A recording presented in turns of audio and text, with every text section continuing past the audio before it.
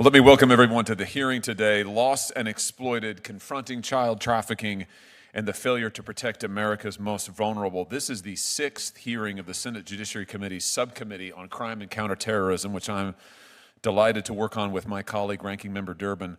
I want to thank each of the witnesses for being here today. Look forward to hearing from each of you. I want to thank the Ranking Member. The Ranking Member has been in the chair for the last, well, pretty much like, 4 or 5 hours at a major oversight hearing that he's just come from. And he graciously worked with us to move the time so that we could have this hearing. Senators are being called to a briefing here in about an hour and a half, and I want to thank the witnesses for being flexible. Thanks, Senator Durbin, for making this possible. Let me make a few remarks myself, then I'll turn it over to Senator Durbin to make some opening remarks. Then we'll swear in the witnesses and hear from each of you. And then we will have multiple rounds of punishing questions. No, I'm just kidding. We won't do that. We will have questions that will, I hope, shed light on the incredibly powerful and important topic that we're here to talk about today. Today's hearing is really simple. It's about children. It's about children who are being exploited. It's about children who are being abused. It's about children whose abuse has been recorded, and the images of whose abuse is still available, still online, still circulating right now as we sit here all around the globe. These are children whom our government could identify and rescue if we had the will and the resources to do it. And the hearing today is about identifying what resources we need in order to rescue these children who have been abused and whose abuse is in many cases sadly ongoing. You know, there's nothing new, I'm sad to say, about child abuse. But there is something new about the scale of its distribution. Today, hundreds of thousands of children remain unidentified in global law enforcement databases. These are databases filled with images of children who are bound, gagged, crying, exploited. And yet, in thousands upon thousands of cases, we don't know who these children are. We don't know where they are. We don't know where their abusers are. These are active crime scenes. These images are, in many cases. Their abusers are still at large. In some cases, the abuse is still ongoing. What we lack is sufficient capacity to identify the victims and to get to them. Several years ago, Tim Tebow, who's perhaps better known for his efforts on the gridiron, took up a new challenge. He partnered with the Department of Homeland Security to launch a program called Operation Renewed Hope. Tim is here today to tell us more about Operation Renewed Hope. What it did in summary is expand law enforcement's analytical ability by hiring forensic review experts and investigators dedicated to reviewing these digital images, identify victims, identify perpetrators, and then generate actionable leads for law enforcement. Operation Renewed Hope has shown something very simple. When we add analysts, when we surge forensic capacity, when we prioritize identification, we can find the kids. We can rescue the kids, and we can stop abuse. I would think the lesson from that is pretty obvious. If temporary surges can identify victims, a permanent commitment would save exponentially more. If we're serious about protecting children, none of this should be controversial. But victim identification is only one side of the crisis. We also face an explosion of online child sex abuse material.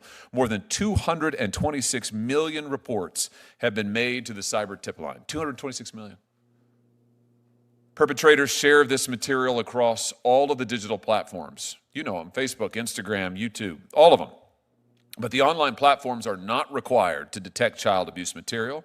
They are not required to remove that material. They are not required to provide complete information that would help law enforcement find missing children, exploited children. Instead, the platforms get to profit off of the clicks that child sex abuse generates. And survivors are forced to repeatedly beg the platforms to take down images, often their own images of abuse. Kind of like a game of digital whack-a-mole that just goes on and on and on. And now artificial intelligence adds an entirely new dimension where older and existing images can be regenerated and repurposed, and the abuse starts all over again. We're going to hear today from a mother whose daughter's abuse images are still circulating after 20 years. 20 years later, they're still in mass circulation. We're going to hear from those working to identify the hundreds of thousands of children who remain unnamed in global databases. We'll hear about how traffickers recruit vulnerable youth and how our systems too often fail to intervene.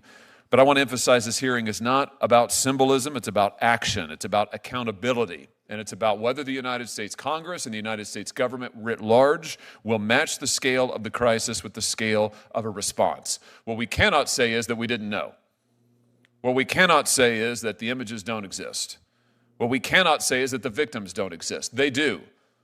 The victims are there, the images are there, and we know that we're there. So the question before us is, will we act? I hope the answer to that after today's hearing will be yes. With that, let me recognize Ranking Member Durbin. Thank you, Mr. Chairman. It's true that there is a great divide between us. There's a big river called Mississippi that divides our state. When it comes to politics, there's a divide on many issues, but not on this.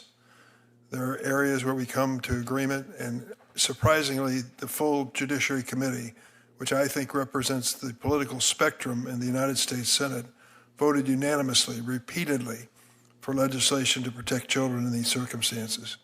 So what we're doing today is further evidence of the need for this and the timeliness of it, but also an appeal to us personally and our colleagues to do something. Stop holding hearings, stop giving speeches, stop putting out press releases. Do something.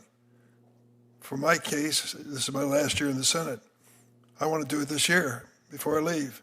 We can, and we should. Let me say something about today's hearing. It highlights a core truth. Children who are trafficked and exploited are often invisible until it's too late.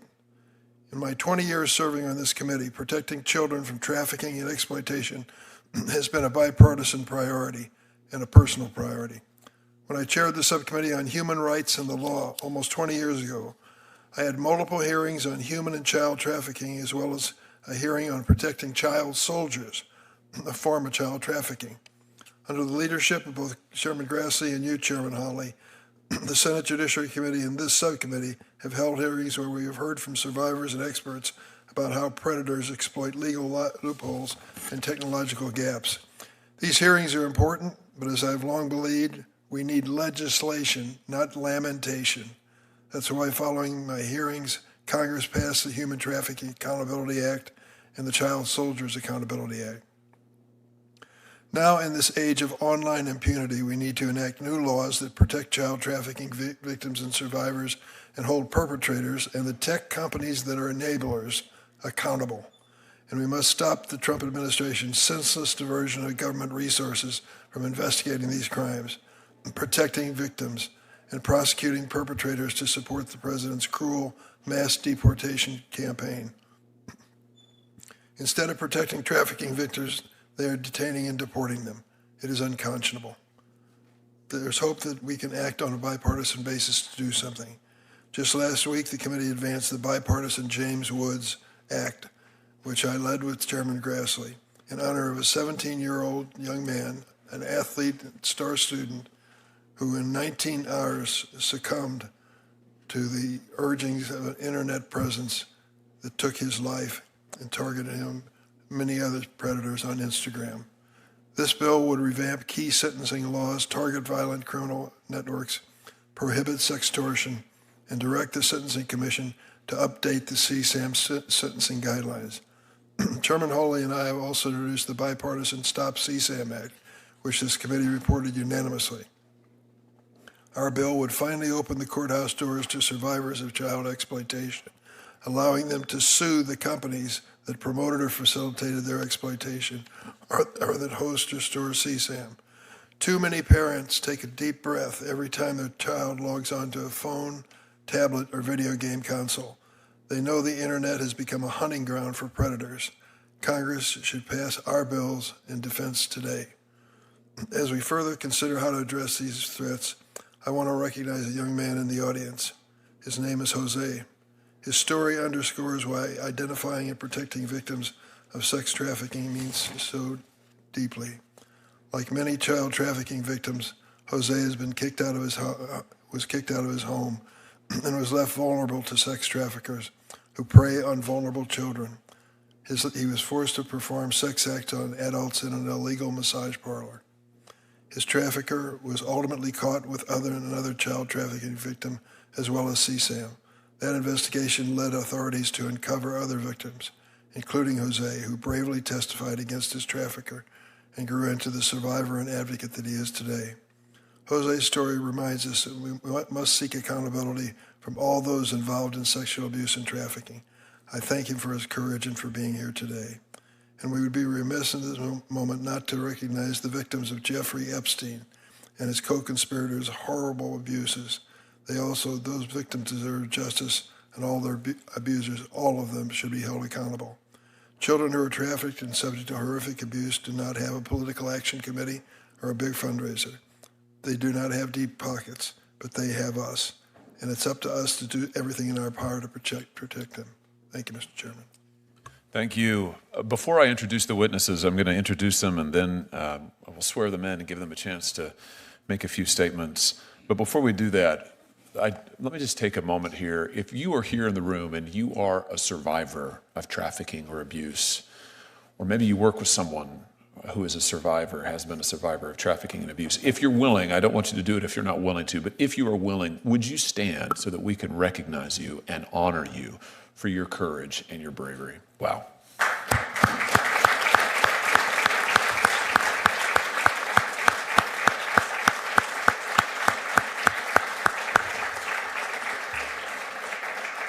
Thank you. I just want to say thank you from all of us, from the bottom of our hearts. Thank you for your courage, your bravery, your witness, your boldness. It's because of you that change will come and that other survivors, other victims will be rescued. And I hope perpetrators brought to justice. Thank you to each of you. Let me do this. Let me ask now the witnesses to rise. It's our practice in this committee to administer an oath before testimony. So let me ask you to rise, and we'll administer the oath, and then I'll introduce you. Would you raise your right hands? Do you swear that the testimony you're about to give is the truth, the whole truth, and nothing but the truth? So help you God. Very good. Well, let me now introduce the witnesses and allow them to make each an opening statement. I'm going to go from down the dais from my left down to right, and I'll start with our first witness, Ms. Jane Doe. Ms. Doe is the mother of a child trafficking survivor. We're so glad that you're here. Please take 5 minutes and make any statement you'd like to, Ms. Doe. The floor is yours. Thank you. Chair, ranking member, and members of the subcommittee, thank you for the incredibly difficult but important opportunity to testify today. For decades, I have been known not by my own name, but as a mother of a child sexual abuse material CSAM victim. She is re-victimized every day. I am here on behalf of my daughter, her sibling, and the countless children whose suffering is often unseen but never ends. Shortly after my daughter was born, my ex-husband started sexually abusing her. He documented and memorialized this horrific abuse by taking photographs and sharing them online with other offenders. My daughter was an infant when the abuse began. She could not speak. She could not tell me what was happening to her. There were no visible injuries and no behaviors that raised a concern in a baby.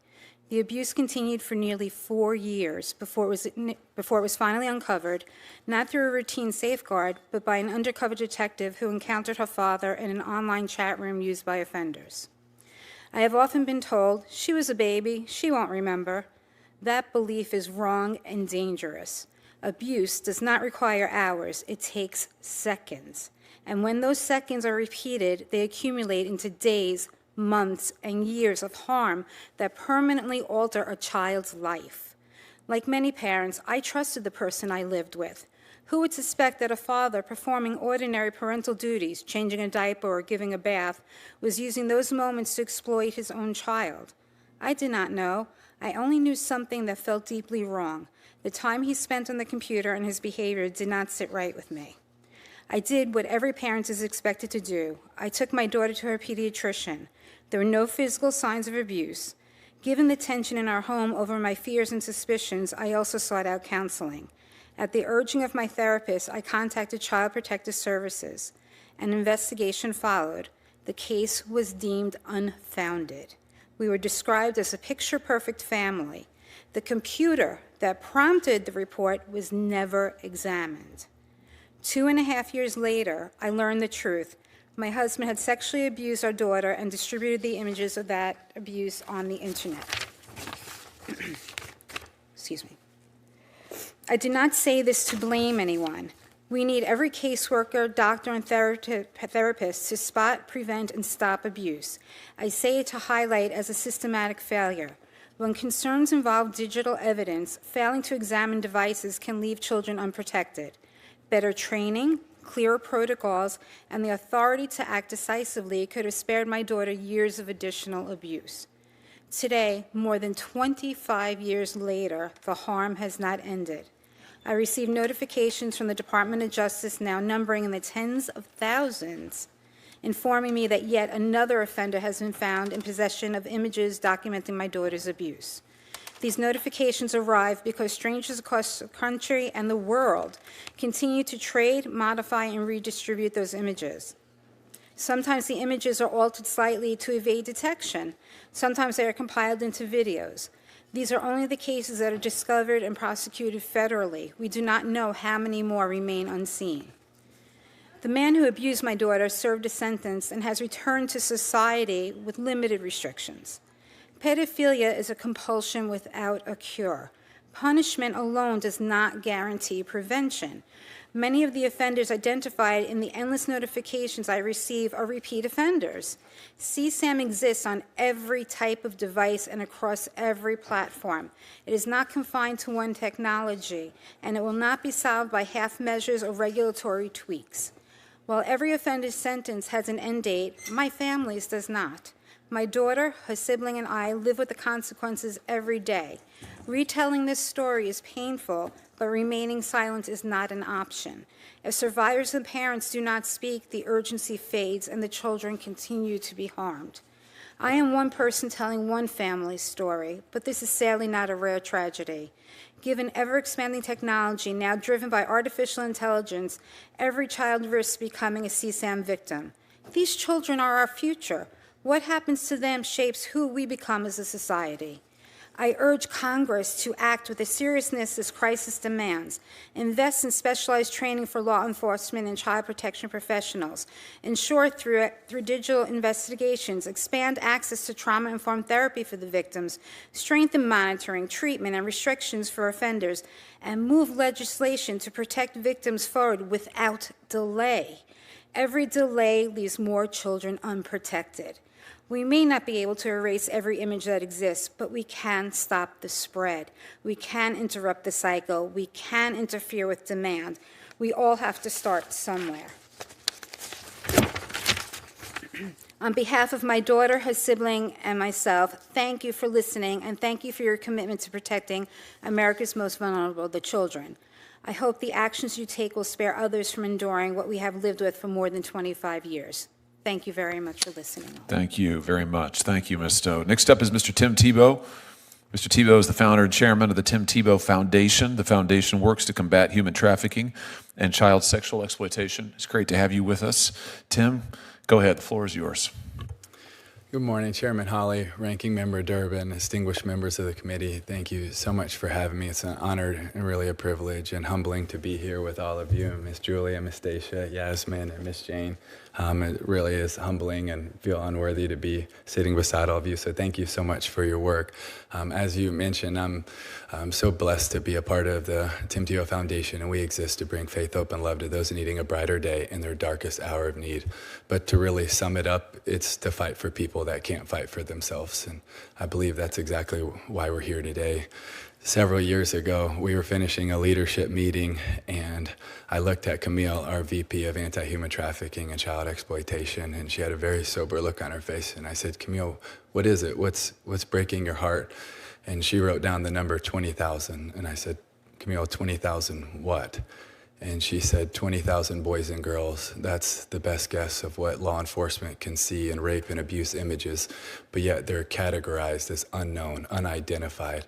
So that led us to a meeting in Lyon, France with HSI, FBI, Interpol, Europol, NCMEC, Google, ONIMI, and 18 other countries to find out, okay, what actually is the closest thing to the truth? And it wasn't 20,000. It was 57,000 boys and girls in the ICSA database that have yet to be identified, and that led us to Renewed Hope 1, 2, and 3, which identified over 1,100 boys and girls, and over 550 of them have been safeguarded so far. And right now, 30 minutes away at C3, the Cyber Crime Center, which is just so many of the best investigators and agents that America has to offer. They really are incredible. We just came from there, and I just want to thank them because they are the tip of the spear and the best of the best. And right now, the biggest operation ever in the fight against child exploitation is taking place with 30 countries, 34 agencies, 94 investigators and victim identification specialists, and hopefully it will be one of the biggest operations ever in history. But the problem is that the number now is not 57,000. With all of the work that all of these people and amazing law enforcement agents and nonprofit NGOs are doing all around the world, the number is not 57,000 like we said 2 years ago. It's over 89,000. We are losing the battle and we are losing the war, and boys and girls are suffering for it. And to give you an idea of the scope of what's happening in America, there's a red dot map right over there over my right shoulder, and that's just a 6-month screenshot of the US. And every red dot that is on there is someone that is downloading, sharing, or distributing child rape images, almost all under the age of 12. And there's over 330 of them just in that 6-month screenshot. And we know that 55 to 85% of them are also hands-on offenders, and we know that your average offender has 13 victims in their lifetime. The scale of harm right here in America is, to a certain extent, hard to comprehend. But that's why we're here. And when you knock down one of those doors, you also have no idea how many boys and girls you're going to find. From Operation Renewed Hope 1, one of the doors that was knocked down, when they went in and seized his computer, they found that he also had raped 30 other boys and girls in that neighborhood. So there's a lot of work to do. And Ranking Member Durbin, you're right, we have to be able to act. A little over a year ago, I was at one of our protection centers, and a protection center has extra security because there's still a bounty and a price on these girls and young women's lives. And I was walking through the counseling rooms, and I walk up to one of the counseling rooms, and it's this beautiful couch, and it's got teddy bears and toys and children's books in it. And right behind the couch, there's a window. And right behind the window is the wall, and it's the edge of the protection center. I look up to the top of the wall, and it's the razor wire all the way around the top. And I'm just looking at this picture, and it's a surreal picture because inside, those girls are going to be cherished and loved and protected and cared for. But on the outside, they went through an earthly form of hell. And I'm standing there looking at this picture, and one of our team members comes and whispers in my ear as I'm looking at this picture. And he said, "Man, isn't it such a thin line between tortured and treasured?" And he was right. It is a thin line between tortured and treasured. And you are that thin line. And all of you are that thin line. But we have to have more people on that line, and we have to do a whole lot more, and we have to do it faster. Because every day we wait, they're suffering, they're crying, and I believe right now many of them are praying that we would respond. But how are we really going to respond? Because I ultimately also believe that this is what we're called to do. And what is calling me, and in my opinion, the best definition is an urgent and divine invitation to accept responsibility for a particular task. But the question is, will we actually accept the responsibility of caring for these boys and girls and truly protecting them, or are we just going to continue to talk about it? Because there's so much we can do, but the question is, will we? Thank you for having me, and thank you for letting me be a part. Thank you so much. Thank you for being here. Next, we have Miss Yasmin Fafu. Okay, correct me. Yasmin Vafa. Okay, very good. I'll get better. She's the executive director of Rights for Girls. Rights for Girls advocates for policies and legal reforms to end violence against girls with a particular focus on child sex trafficking. Thank you so much for being here. The floor is yours. Thank you, Chairman Hawley, Ranking Member Durbin, and members of the subcommittee for inviting me to speak today. My name is Yasmin Vafa, and I'm the Executive Director of Rights for Girls, a national organization dedicated to ending violence against girls in the U.S. We work alongside survivors to strengthen laws, advance research, train judges, and shift the culture that enables exploitation. This hearing confronts an urgent crisis. As the nation reacts with shock at the horrors revealed in the Epstein case, those on the front lines know this reality well. The shock reflects not the rarity of these crimes, but how deeply we've insulated ourselves from the scale of sexual exploitation hiding in plain sight. Among the most alarming forms of violence facing girls today is sex trafficking. Across urban, rural, and tribal communities, children are being bought and sold. Many are runaways from homes marked by abuse or instability. Others are recruited directly out of foster care. Some are groomed online. All are targeted because of vulnerability. The majority of youth in the sex trade are girls of color. By stark contrast, those who purchase them are overwhelmingly adult men who operate with impunity. Yet our systems continue to direct enforcement towards those being sold rather than those creating the demand. There are girls like Dara, trafficked out of foster care at age 11 and sold throughout California until she was 19. For nearly a decade, child welfare, education, and law enforcement systems interacted with her, yet she was repeatedly treated as delinquent rather than a child in need of protection. Robin was sold out of her own home by her mother in exchange for drugs. Men from her neighborhood came and went while adults looked away. Jason wasn't trafficked in the traditional sense. Instead, he was trafficked by the men who purchased him for sex in exchange for basic needs. He was a child navigating trauma and homelessness, and predators capitalized on it. These are not isolated stories. They reflect systemic failure. Rather than being recognized as crime victims, many exploited children are criminalized. At Rights for Girls, we call this the abuse to prison pipeline, a pathway in which survivors are denied recognition as crime victims and often their status as children, and are instead pushed into the justice system for their own exploitation. Each year, hundreds of children are arrested for prostitution despite being legally incapable of consenting to sex. Others are charged with related offenses, loitering, drugs, even crimes traffickers force them to commit. Some are even prosecuted in adult court for acts of self-defense. The result is predictable: deeper trauma, criminal records, and diminished access to housing, education, and employment, fueling cycles of incarceration and harm. Meanwhile, the men who purchase them face minimal consequence. Studies examining child sex buyer prosecutions show that significant percentages serve no time, with many sentences suspended. In multiple states, legislative debates have centered on whether purchasing sex from 16-year-olds should be a felony or merely a misdemeanor. The debate itself shows just how far accountability has eroded. Our latest report, Buyers Unmasked, analyzed hundreds of posts from online hobby boards, essentially Yelp for prostitution, and revealed a culture of dehumanization and entitlement that traffickers rely on. One survivor told us she spent 6 months at age 16 telling every buyer she was being trafficked against her will. Not one of them helped her. Every man prioritized his own protection or the money he'd paid. This is the norm, not the exception. One sex buyer in our report could barely contain his excitement at learning the young woman he'd purchased was not 24, as the ad stated, but in fact barely 18. After describing her braces, body, and their sex acts in appalling detail, he added, quote, "I don't think she's been doing this long enough to know to check the room for cameras."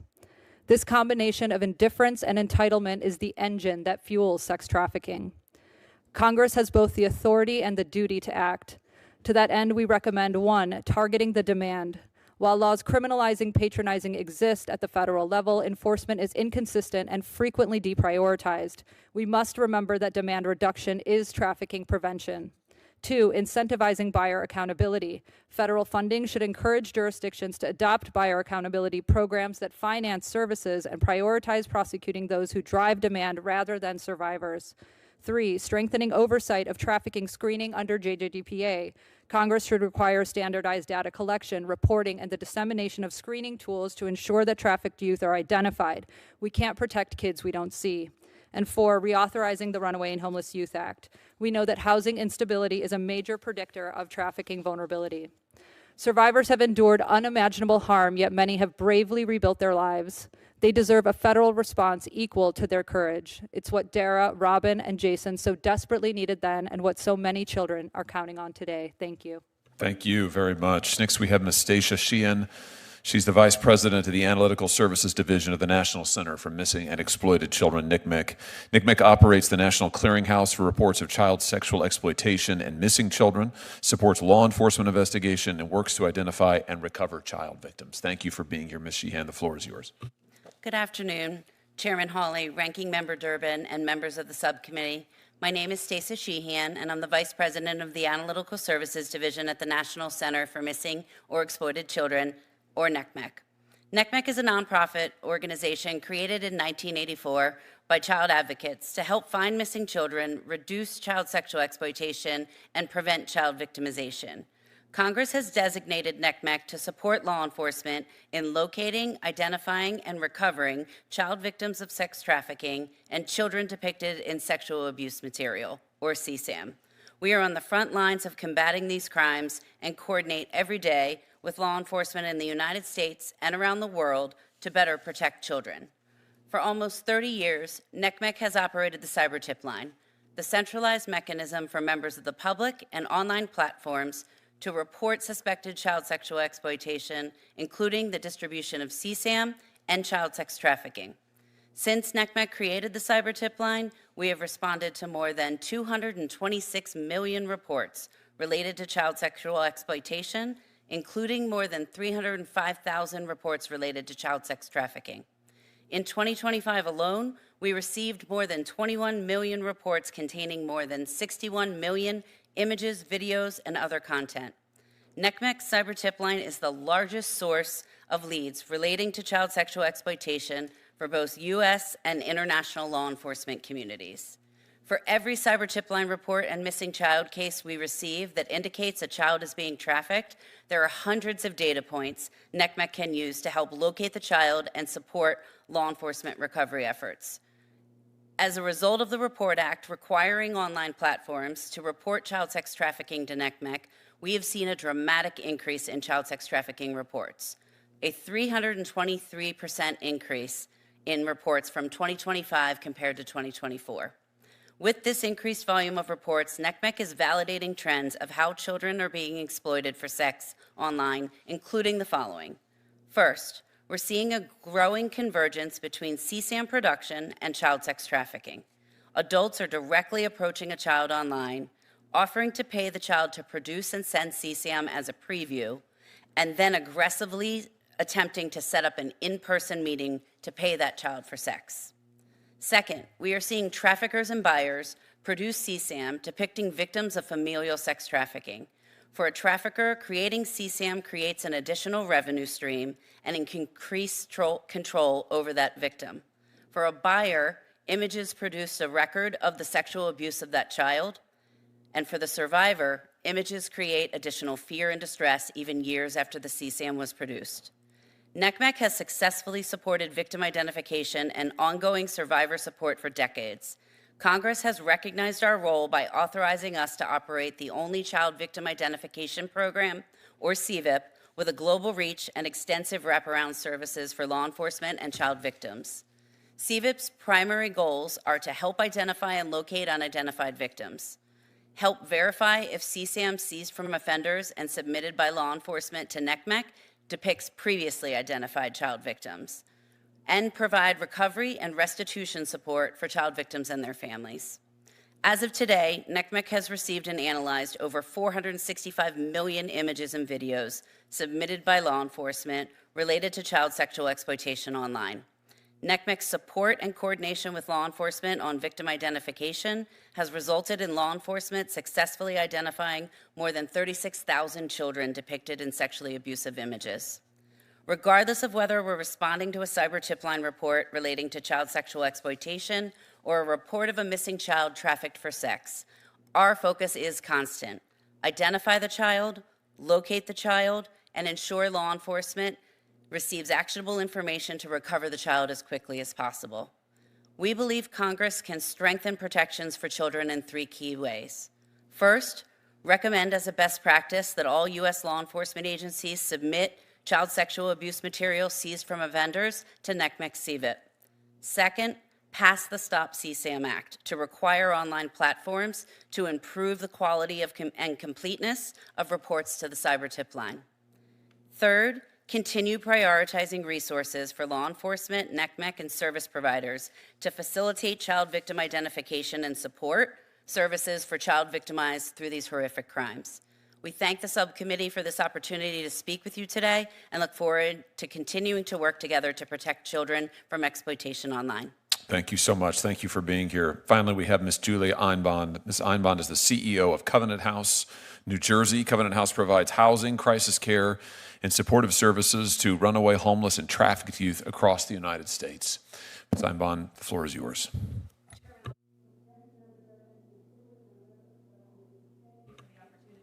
Let's see if your microphone is on there. Perfect. Go ahead. My name is Julia Einbond, and I am the CEO of Covenant House New Jersey, part of Covenant House International, the largest charitable organization in the Americas serving youth overcoming homelessness and human trafficking. Covenant House International reaches more than 63,000 young people annually across 5 countries, including more than 2,000 last year at Covenant House New Jersey. In New Jersey, we are designated by the Office of the Attorney General as the statewide coordinator of human trafficking victim services. In the last 5 years, we have identified and served over 500 survivors. 1 in 4 experienced child trafficking.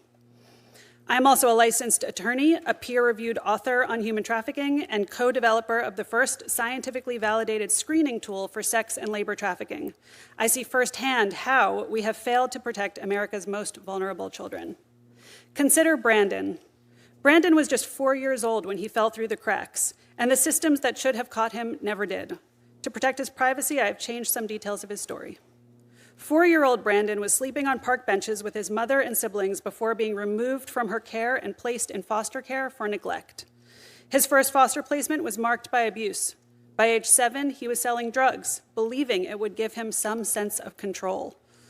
As a teenager, Brandon stood on street corners with a box of candy in his hands, pretending to sell sweets. The candy was a cover. Inside his backpack was crack cocaine that a dealer had forced him to move.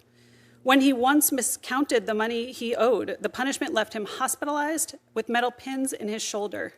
He was told he would die if he tried to quit. Brandon was arrested multiple times during these years. Brandon was seen as a young criminal, not a child being controlled and threatened with his life. His trafficking was not identified until years later when he arrived at Covenant House, New Jersey as a young adult experiencing homelessness. Brandon's story is not exceptional. In the last 5 years, we served nearly 150 survivors of child trafficking at Covenant House, New Jersey. More than 1 in 3 experienced labor trafficking. The most common form was forced criminality, exactly what Brandon endured. 1 in 5 were homeless the day we met them. Brandon's story is a blueprint for how children fall through every gap we have failed to close. To make progress against child trafficking, we must understand 3 things. Vulnerability drives it, early identification combats it, and services are essential to stopping it. Vulnerability is the common thread. Brandon's path to trafficking was paved long before a dealer ever approached him, by homelessness, by abuse in the system meant to protect him, by the absence of any stable adult in his life. Traffickers find children. Our systems have already failed and fill that void deliberately. We must treat vulnerability itself as the crisis. Identification is intervention. Brandon was arrested multiple times and trafficking was never identified, not once.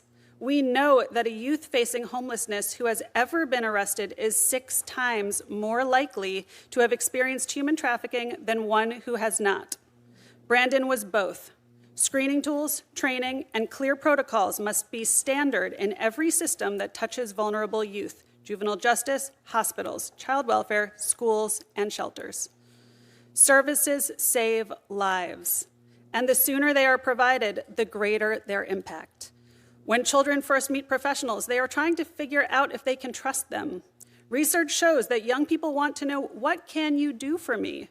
Traffickers succeed precisely because they have a ready answer to that question. Service providers have a better answer, and the sooner we can give it, the better we can protect children. The last time I saw Brandon, he was working, had saved over $4,000, and was about to sign a lease on an apartment. Law enforcement alone has not ended human trafficking. But we have the solution: scalable, well-funded services that reduce the vulnerabilities traffickers exploit. I urge this subcommittee to pass the Runaway and Homeless Youth Trafficking Prevention Act, a bipartisan bill that would reauthorize and modernize funding for shelter, street outreach, staff training, and prevention services. Every year we fail to invest in these services, but we pay for them anyway, in emergency rooms, courtrooms, and jail cells. Shelter, outreach, and prevention cost far less than the cycle they break.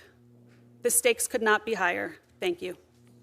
Thank you very much. We will now start some rounds of questions. I'll start off, and I'll start with you, Mr. Tebow, if I could. Could you just briefly describe for us the mission of the Tim Tebow Foundation? To sum it up would be to fight for people that can't fight for themselves in their darkest hour of need. And we want to try to do that imperfectly, but in any and every way that we can. So if that's supporting law enforcement, if it's long-term restoration, we're fortunate to, with our partners at 52 safe homes and 19 more in progress. If it's whatever it is, that's our calling, is to care for the MVP. I spent way too much of my life chasing a less important MVP of most valuable player, and I want to spend the rest of my life chasing the most vulnerable people, because I know that one means a whole lot more to our God. What inspired you to start the foundation? I met a boy in the jungles of the Philippines when I was 15 years old who was born with his feet on backwards, and because of that he was viewed as less than insignificant and cursed, and they treated him as a throwaway. But I knew he wasn't a throwaway, but I also knew that God was pricking my heart and saying, yeah, but what are you going to do about it? How valuable is he going to actually be to you? Because what do we do with things that we say all life has value, but when we say something has value or valuable, what do we do with our valuables? We treasure them, we protect them, we care for them. How come so often we very rarely do that for life and life abundantly? And so that's what we are called to do, is to care for life so that life can be abundant, and so that we can truly try to bring faith, hope, and love to those needing a brighter day in their darkest hour of need. And there's a lot of people in their darkest hour of need right now. Let me ask you about some folks who are in a dark hour of need. I've got a chart that I think will come over my shoulder here. This is showing the increase in the production of child sex abuse material just in the United States online. You can see this dramatic increase from 2001 to 2023. This is numbers, I think, from NCMEC. In 2023 alone, there was 104,370,572 separate images and videos of suspected child abuse reported in the United States of America. You mentioned in your opening statement a few minutes ago that when you first began working in the space of child trafficking, trying to rescue trafficked children, you were told that there were about 20,000 children whose images had not been identified, who we had the images of the kid, but we didn't know who they were. In fact, as you learned, given how many images of exploitation there are out there, it's a lot more kids than 20,000, isn't it? Like, what's the rough estimate today of how many kids are unidentified? Well, it's really hard to know. What I was going on was strictly just the ICSA database, and in that, we know that there are 89,000 series right now, but that's just one database. And so one of the things that we would ask and plead this committee to work on is an international treaty of getting all of the different databases to work together to deconflict, so we actually get a ground truth on what the number is, because HSI, FBI, CAID, Australia, and Canada all have different databases as well as Interpol. Could we get those databases to work together? And I know there's some sensitive, because it's a crime scene in every single one, so we got to be sensitive with that. But at the same point, we could work together to truly understand the real number of how many boys and girls are waiting to be identified and how many boys and girls are suffering in the middle of that still right now. Let's have a look here at what just the Interpol images show, what we're looking at in terms of content of unidentified exploited children by the numbers. 84% of the images were of actual sexual abuse, not simulated, but actual. 47% of the NCMEC images contained extreme abuse, including actual rape. 60% of unidentified victims are under 12. 60%. 65% of unidentified victims are girls, and almost 5% of the images were infants. These are just extraordinary numbers that give a sense of the scope of the epidemic that we're dealing with here. Let me put up another poster that you referenced and ask you to explain what it is. It's a diagram of the United States, a map of the United States with these pinpoints all over it. Can you tell us what this image depicts? Yeah, that's a DOJ database, and every one of those red dot maps is a unique IP address that is downloaded, shared, or distributing child rape images, almost all under the age of 12. And that's just a 6-month screenshot of it, and there are over 338,000 on there. And if you could also look, there's blue dots on there. You can't really see them, but the blue ones are the ones that are under investigation. In a sea of red. Isn't that a problem of what we're talking about? It's unbelievable. It's overwhelming. So let me ask you, against all of this backdrop, tell us about Operation Renewed Hope, what it is, how it works to help kids who are unidentified, who are trapped in abuse. What does Operation Renewed Hope do? Well, it does a few things. It's bringing together law enforcement and victim identification specialists from all over the world to work together in the same room with the best technology and the best training. And it's amazing what happens when you do that, to be able to see the results. Operation Renewed Hope 1 had 316 identifications. The next one, Renewed Hope 2, had 417 identifications. Renewed Hope 3 had 387 identifications.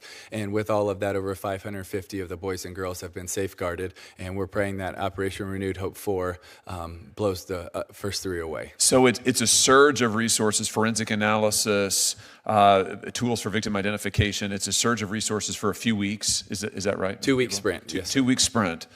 So just imagine what might be possible if instead of a 2-week sprint, we made it permanent. If Congress permanently surged resources toward victim identification. Well, I think to back up for just a second, a few things that are important to mention is at C3, the Cybercrime Center, who is the best of the best in this space, there are 10 victim identification specialists. And one of the things that we are asking Congress is to authorize so that they can hire more. That's one of the things the Renewed Hope Act does, is it allows them to hire 200 positions. 70 of them will be at C3, and 130 of them will be in the field. So imagine our chance of fighting back against this evil if we go from 10 to 200. We have much better odds. Could you imagine if any business or any area in life, and we would say, you got at least 89,000 boys and girls that you have to identify, and hey, here's 10 people that are amazing, and they're the best, and I love them very much. But it's 10 people's job to do that. In what area do we think we would be successful with those odds and those numbers? And that's one of the things that Renewed Hope Act changes. And then I would say another thing is I would ask that we would fully fund the ICACs, so that the ICACs could have all their funding, because they do amazing work in so many of the states and localities and districts around America that do this work as well. And so I think both of those would be 2 big asks that would make a radical difference. There's 2 tremendous solutions right there. Senator Durbin. Thanks, Mr. Chairman. I believe Ms. Einbahn raised the Runaway Homeless Youth Trafficking Prevention Act, which I reintroduced with Senator Collins last year, authorizing funding for essential programs and services for runaways and homeless youth, and many other important aspects of our conversation. Ms. Einbahn, how do you come in contact with homeless youth? What is it, through the courts that you usually find these youth? Thank you for the question, Senator. We find young people facing homelessness in all sorts of ways. Some come straight to our door. Some do come to us through the courts. Some come from referrals, from law enforcement before an arrest, from service providers locally, from all over the country, sometimes when young people are looking for a path to safety.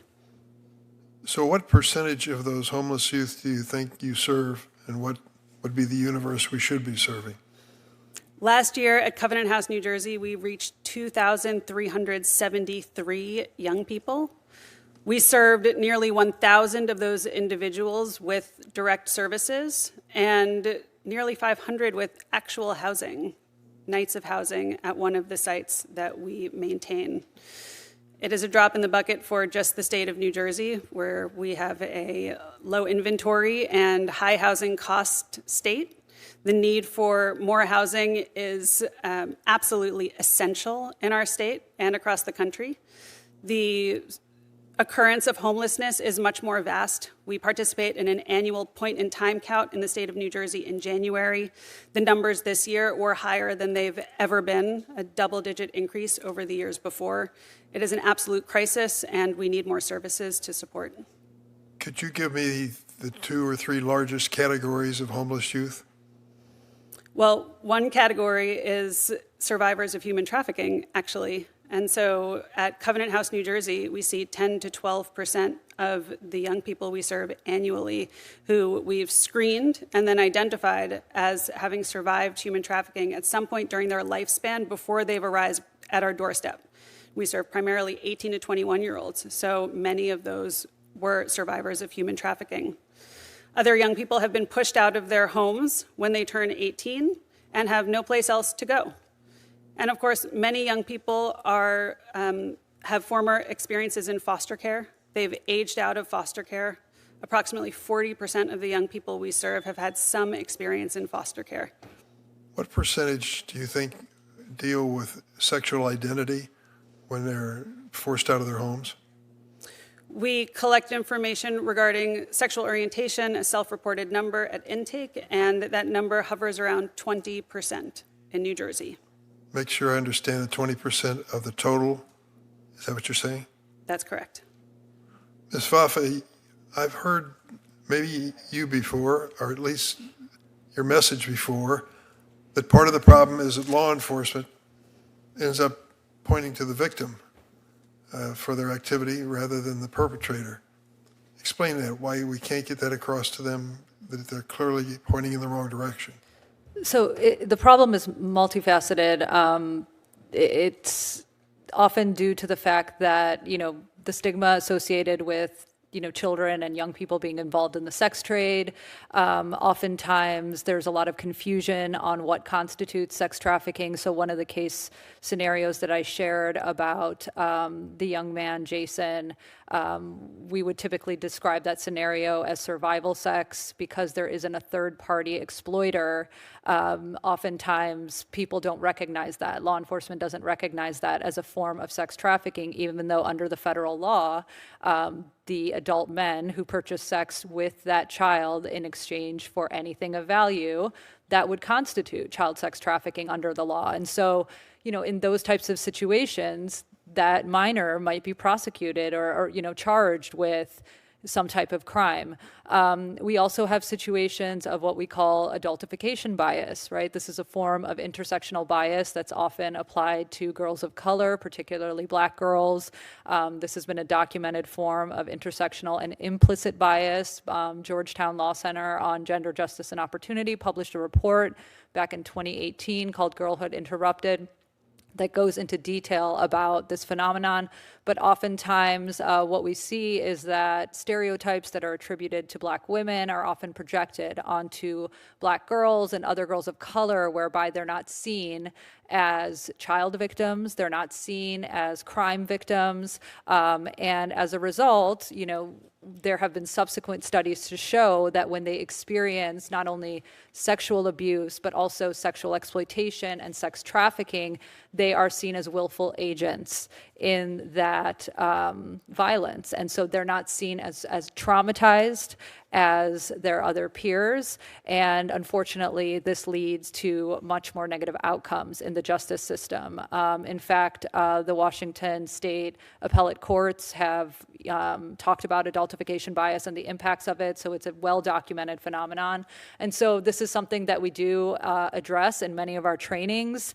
And, it's unfortunate, and it's something that continues to be perpetuated across the country. We've written about it in several of our reports, most recently Criminalized Survivors, today's Abuse to Prison Pipeline, but it continues to be a real problem.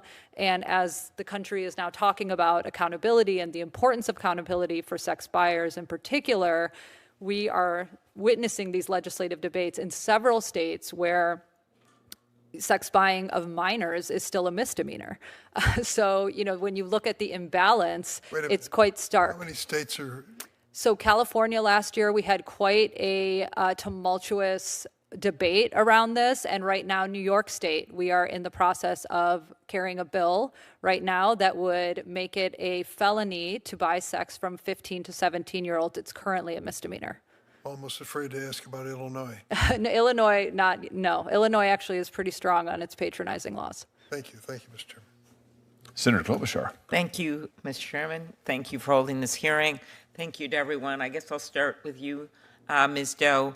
Thank you for your willingness to come forward and share what you and your family went through. No one should have to do that. You have talked about in your written testimony, given ever-expanding technology, now driven by artificial intelligence, every child risks becoming a C-SPAN victim. Senator Cruz and I actually passed a bill called the Take It Down Act that the president signed into law that requires that the platform takes this stuff down on notification from the victim in 48 hours. We've had several suicides and just really horrendous situations around the country.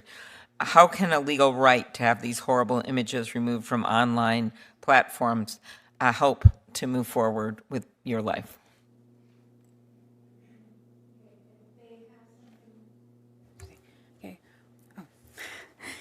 If they create something that can take down these images for all the victims, not just my family, of course, it would impact these children just knowing that someone is out there offering to help them.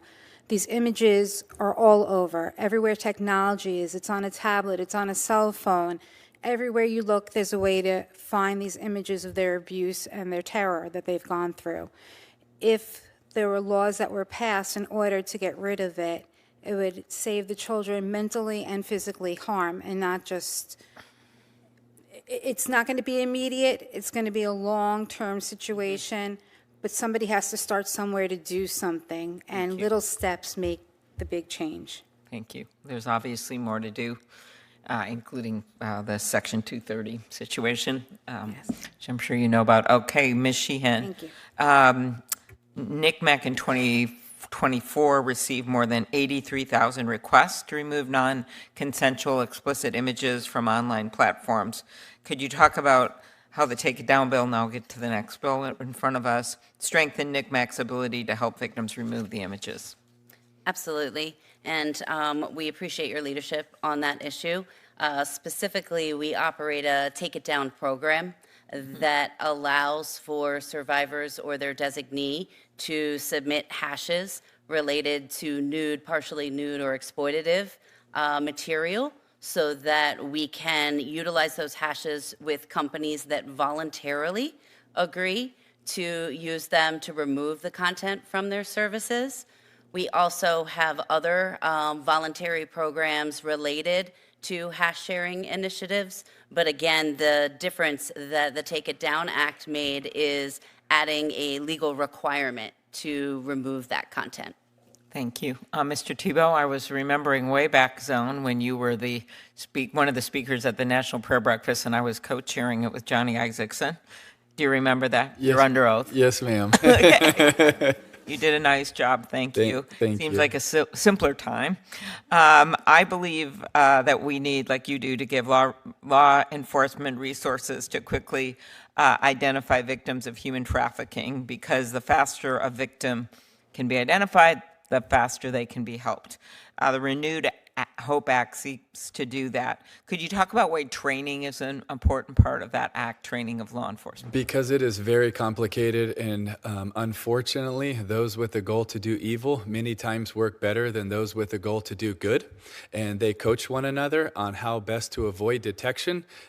We could show you manuals, we could show you chats of them going back and forth of how you can cover up blood, how you don't have to make blood, how your wife doesn't have to find out, over and over and over again, of how they are working together, many times better than the people that are striving for good. And I think training is so important, because a lot of these cases are very complicated. We could tell you so many different stories of, one of the stories from an incredible investigator over a young girl crying, turned down the meta volume from it to be able to hear a bird chirp in the background, and then they went to Cornell Labs to be able to get a specialist to be able to understand where would this type of bird have been at this spot. And ultimately, long story made a lot shorter, they were able to safeguard that boy, because these unique, it's so specialized and it's so hard. And that's why the training, especially for victim identification specialists, is so important. Thank you. Ms.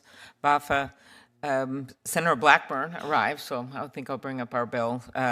We lead the National Human Trafficking Database Act to establish a national database at the Department of Justice's Office for Victims of Crime, incentivize state law enforcement to report trafficking data for the database. The shared information is going to help, I think, state and local. Can you talk about how information sharing among local, state, and federal entities empowers law enforcement to protect victims of human trafficking? Yeah, absolutely. Thank you for that question. It's critical. I mean, information sharing is critical when it comes to issues of human trafficking. Cross-system collaboration, information sharing, it's one of the key components to making sure that not only victims are identified, but that we're able to make sure that victims are reached. So one of the things that we know, especially about survivors, is that they're moved from multiple different states. One of the things that we know from NCMEC, for example, when it comes to survivors who are runaways, survivors who are potentially taken from one state in foster care systems, it's important to be able to report those children. That's one of the reasons why, for example, as part of the 2014 Preventing Sex Trafficking and Strengthening Families Act, we required child welfare systems to report those children to not only NCMEC, but the FBI's NCIC database, so that they would be able to be tracked. And so it's very important for that cross-system collaboration and collaboration among all aspects of law enforcement to make sure that we're tracking children, making sure that victims and survivors are being identified as quickly as possible so that intervention can occur. I won't ask this question now because I'm way out of time, but I noticed you also testified about having offenders pay fines that would help for the education programs, which is part of the bill that Senator Cornyn and I are trying to get done. So I'll put that in writing. And okay. Sure. Thank you. Appreciate it. If you want to say something about that, go ahead. Yeah, I have much more about that. Please go ahead. I just wasn't trying to be polite, but please go ahead. Yes. And I have much more about that in my written testimony, but one of the things that we're seeing as a very promising program, and which we lift up in our Buyers Unmasked report, are these several-week court-mandated buyer accountability programs where sex buyers essentially have to engage in these group programs and exercises that we have found really change mindsets over time, and we found them to be very promising. We actually include several of the evaluations before and after in our report. They've been incredibly successful, not like your typical John schools, where they try to measure recidivism, which really isn't effective with this population because, as we know, they're not really arrested to begin with. But these have shown to really shift mindsets, and what they do is essentially find the sex buyers, and then what happens is the fines go in to pay for survivor services. So it's not only a deterrent, but it's a form of restitution that helps finance victim services at a time where state budgets are really strained and federal grants have been uncertain. So several states have introduced this type of legislation right now, and we're finding them to be really promising. Very good. Senator Blackburn. Thank you, Mr. Chairman. Ms. Sheehan, I want to come to you first. Thank you for mentioning my Report Act. Mm-hmm. We were delighted to get that signed into law, and I think it's so significant that the Report Act, in the first year since its passage, that NCMEC has seen a 325% increase in the tips on the tip line. And now we have the Safe Cloud Storage Act, which will allow law enforcement and the court to hold all that information so we can have more people actually into court and convicted and jailed and off the streets. But talk a little bit about the impact that Report Act has had on opening that pathway for this increased reporting and why we need to expand this. Yes, thank you so much, Senator. We are so grateful for the work that you did with the Report Act. As you mentioned, we've seen a dramatic rise in reports. Prior to the passing of the Report Act, we got about 50% of our reports from online companies and about 50% from the public. And last year alone, that was over 90% from online companies. So we are seeing a shift in reporting. And what we are still hoping to see in the future is an increase in detection and more robust reporting. So we're hoping for additional attention in that area.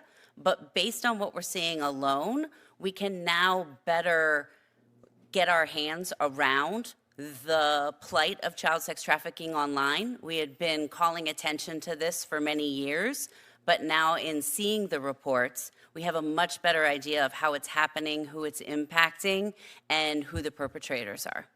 Well, and that is the reason Senator Blumenthal and I have been joined by 91 of our Senate colleagues in passing the Kids Online Safety Act.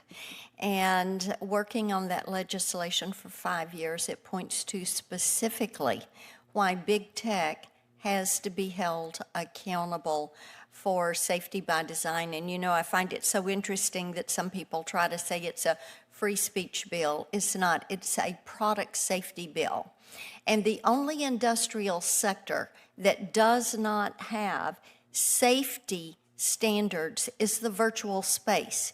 You go buy a car, a toaster, a coffee pot, a mattress, a hair dryer, everything has safety standards and warnings. The virtual space does not. And these platforms are killing our kids, just absolutely killing our kids. And it's astounding from the research, the number of kids that meet their traffickers in the virtual space. Mr. Tebow, let me come to you. I was, having worked in this space for years, I was very pleased when I saw you turn your attention to this issue. In Tennessee and in Nashville, where I live, we have some wonderful organizations, and I think they all have great information and great successes to share. And my family's been very involved in all of that work for years. But you talked a little bit, and you used your map on the entrapment and the enticement angle that comes in on children and what is happening to them. I want you to talk for just a moment about how social media is actually facilitating the work of these predators and these groomers that are going after our children. Well, I think, thank you, Senator Blackburn. I think, you know, if you just look at in 2024 alone, the FBI received 55,000 sextortion reports. Over 40 suicides because of it. So much of this is being done on social media, and especially when it comes to sextortion, a lot of it is being done to young boys that are especially... Now that is primarily those sites like LookMaxing, and aren't these kind of the gateways for a lot of these? It's happening on almost all social media. On all of them? Yes, ma'am. But I think one of the things that has to be changed is there is a lot, you look at Nigeria, the Ivory Coast, and there, I believe it was 2024 as well, that Meta took down 74,000 accounts in Nigeria alone because they were trying to sextort boys and girls right here in America. So this is a huge problem that is not being talked about enough, and they are looking for the vulnerability to lure a boy or girl, getting a photo from them and then holding them hostage to it. And it especially for young boys that have a platform in high school that are maybe an athlete or something like that, because they feel like they have more to lose, although, you know, anybody suffering is terrible. And so they're kind of isolating them out more so than the rest because they have a platform and they don't want to lose it, and it's leading to a lot of boys and girls that are suffering because of it. Well, Senator Klobuchar mentioned some of the work we've done with trying to build a database. One of the things, we've had several pieces of legislation, the Save Girls Act, which is grants that go to local law enforcement. And Ms. Jaffa, I think your organization, you all have worked with some of those. We have one that will put awareness signage in our interstate highway rest centers so that kids have a way to contact if they are being trafficked. But fighting this and really helping arm up these kids so they know they can fight back. They do not have to be a victim. And then holding these platforms, online platforms, whether it is some of the AI platforms or the social media platforms, responsible for what they are doing to damage our children is going to be important. You are each doing wonderful work, and we're very grateful for that. Thank you for being here today. Thank you, Senator Blackburn. Ms. Stowe, can I just come back to you and ask just a bit more about your story? When investigators first showed you the pictures of your daughter and the abuse that your ex-husband had perpetrated on your daughter, did you understand then that those pictures had been shared and were circulating wildly, wildly and widely out in the world? I mean, what was that like? Well, the whole thing, I was taken by surprise when they first came to us and told me what was happening. I was confused. I didn't understand when, where, how. But in the end, after they explained to me, yes, sadly, I understood that they were circulated and her abuse is worldwide. Let me ask you this. Are images, that was 20 years ago, approximately? 25 years ago. 25 years ago. Are images of your daughter still online? They're still online. They've made movies from her images. They've taken a culmination of the abusive images and created a montage, like you go to a wedding or another affair, and that's how they're played now.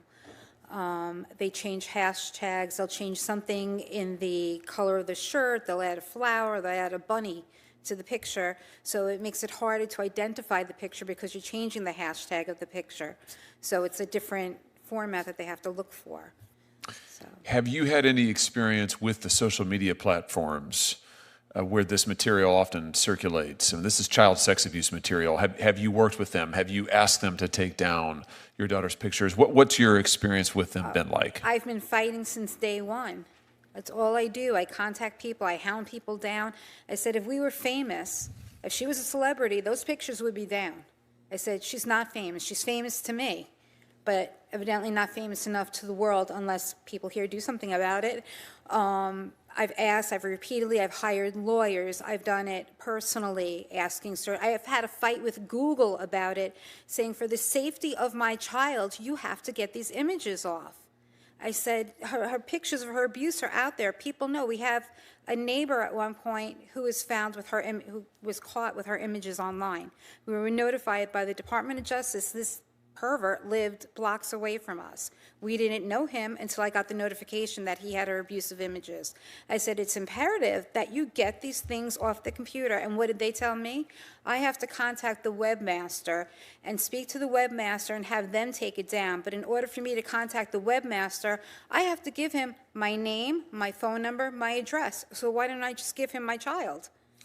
Why do you think these social media companies aren't more proactive in taking down this material? Oh, because they're making money off of it. They're profiting. Right. That's what the bottom line is with everything, profit. Yeah, profit. Here, 26 years later, 5-6 years later, your daughter's material is still online, and they're making money on it, the social media companies, and that's the bottom line. Absolutely. And we all know what it really is. You know, this is why I think it is so imperative that the full Senate take up and pass the legislation that this committee passed unanimously, which would allow you and your daughter to get into court and to sue any company that knows or should know that your daughter's images are on their platform and they won't take it down. As you said, why should you have to chase anybody?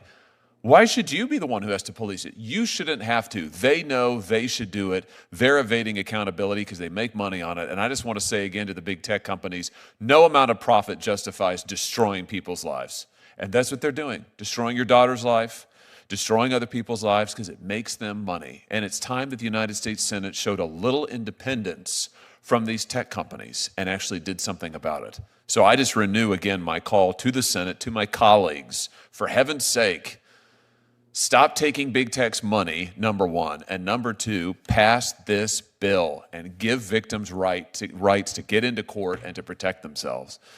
Mr. Tibu, I just want to put a bow on what we were talking about so that people understand clearly 100% what needs to happen here, thinking about the tens of, probably hundreds of thousands of kids whose images are online but who are unidentified.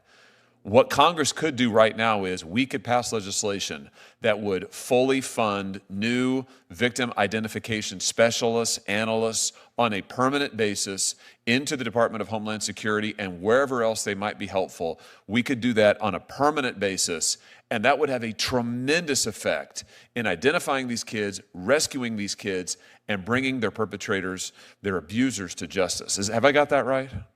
Absolutely. What else do we need to understand about what we need to do right now in order to help these kids? I think to add on to what Ms. Jane was saying, one of the things that we would love is for the Supreme Court to hear the Doe versus Twitter case. And we are submitting an amicus brief on behalf of the two boys who were sextorted on Snapchat and then distributed on Twitter. That would be pretty helpful as well. Well, that'd be fantastic. That would be fantastic. And since you opened that door, I'll just say that it's time for Congress to pass legislation that removes the Section 230 shield that prevents these companies from ever being held accountable. These companies are so outrageous. You know, they're just outrageous. On the one hand, they claim, well, we're not publishers, therefore we can't be held accountable. and then they turn around and say, well, we're publishers, and therefore we have First Amendment immunity. That's just absurd. There's no company or corporation in America other than the social media companies who are completely and totally shielded from any kind of liability no matter what they do. You know, if your car blows up, you can sue the car maker. And guess what? When you do, the cars work a whole lot better. These social media companies, Ms. Doe, no victim in here today, not a one of you, can get into court against these social media companies. That is just wrong. And I'll tell you why it is. It's because the amount of money that flows to this body from those companies keeps the courtroom door shut for you. We need to open it up, and we need to say that you're more important than any amount of money. The Senate has the chance to do that. I want to thank all of our witnesses for being here today. Thank you for your tremendous efforts. Thank you for your bravery and your courage, Ms. Doe. Thanks to each of you for your efforts to help children, rescue children, protect the vulnerable and the exploited. You know, America is a great nation because America is a good nation. And we see the goodness of the nation, I think, in front of us today in your efforts to help the most vulnerable. And I hope that this body will recommit itself to that task. God bless each of you. The record will remain open for 2 weeks. And with that, this hearing is adjourned.